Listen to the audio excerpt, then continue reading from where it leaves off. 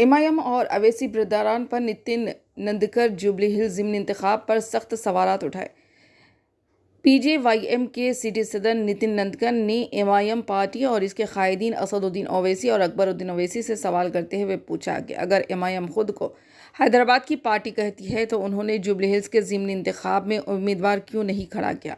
क्या वो अपने ही शहर में आवाम का सामना करने से डरते हैं? इन्होंने मजीद कहा कि जहां अवैसी बिरदरान इलेक्शन लड़ने बिहार जा रहे हैं वो हैदराबाद के लोगों से बच रहे हैं। अगर एमआईएम वाकई हैदराबाद की नुमाइंदगी करती है तो उन्हें दूसरी रियासतों में भागने के बजाय पहले यहाँ से इलेक्शन लड़ना चाहिए। नितिन नंदकर ने मजीद कहा कि जुबली हिल्स के लोग तरक्की चाहते हैं, तकसीम की सियासत नहीं।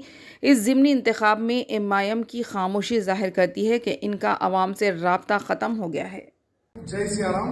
मैं आप सबका भाई नितिन नंदकर। कल जो गौरक्षा करने वाले हमारे जो भाई है सोनू सिंह, उसके ऊपर गौ तस्करी के नाम पर जो लोग बुलाकर गन शूट कर उसका मर्डर करने की कोशिश करे, ये तेलंगाना में पहली घटना है। जो बिहार, छत्तीसगढ़, उत्तर प्रदेश में जो कॉमन है वहां पर गन से शूट करना, बंदूक से मारना और हर जगह पर लॉ एंड ऑर्डर वहां पर फेल होता है। आज तेलंगाना में पहली बार पूरी तरह से बिहार बन चुका है, उत्तर प्रदेश बन चुका है, छत्तीसगढ़ बन चुका है। जो पहले जंगल राज कांग्रेस में था, आज वो जंगल राज तेलंगाना में बना हुआ है।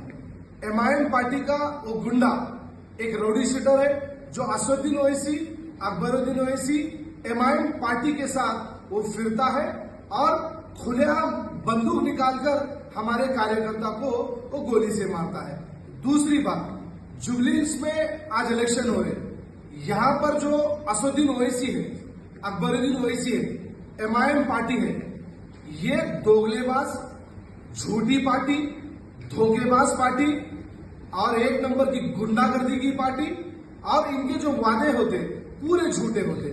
क्यों बोल रहे हो? तो इसका जो सीधा सीधा मकसद है, बिहार में भी इलेक्शन चल रहा, वहां पर एमआईएम पार्टी अपने कैंडिडेट को ठहरकर इलेक्शन लड़ रही।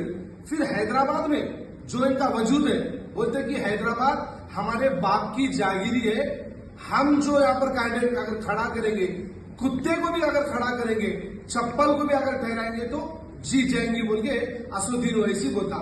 आज बिहार में खड़ा करा, लेकिन जुबली हिल्स में उनका कैंडिडेट नहीं है, कांग्रेस को ये सपोर्ट करना।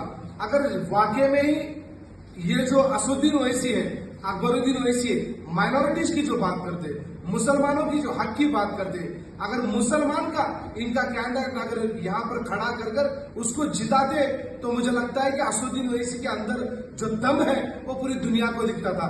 ये सिर्फ बोलने के काम के है, डिबेट में आना, न्यूज में बैठना और देश और दुनिया भर की राजनीति करना, लेकिन तेलंगाना में उसके खुद के कॉन्स्टिट्यूंसी में और खुद के पार्लियामेंट में क्या हो रहा उसका पता नहीं।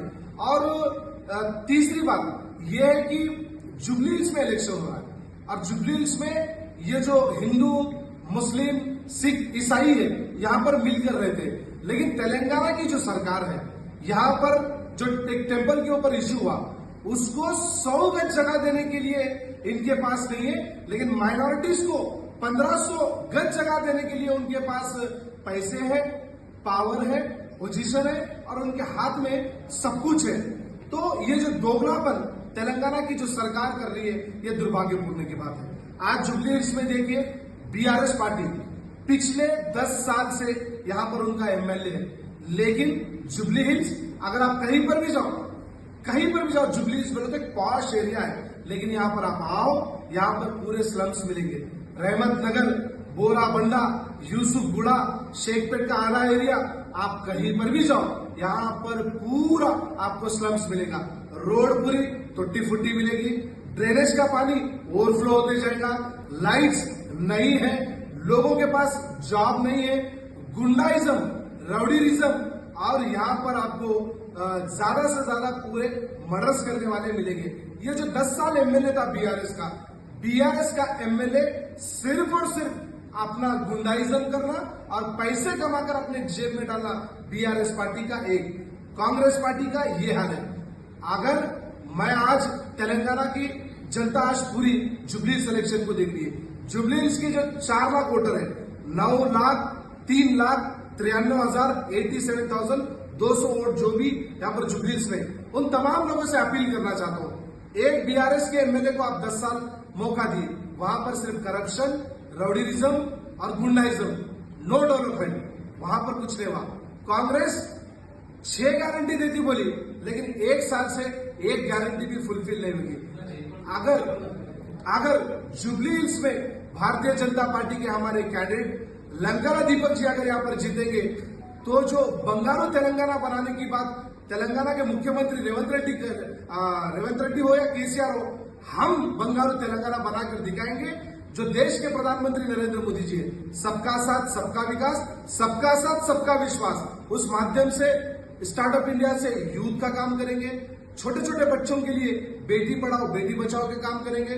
इतने सारे 140 स्कीम है जो जुबली की जनता को हम देकर यहाँ पर डेवलपमेंट करने के लिए तैयार है।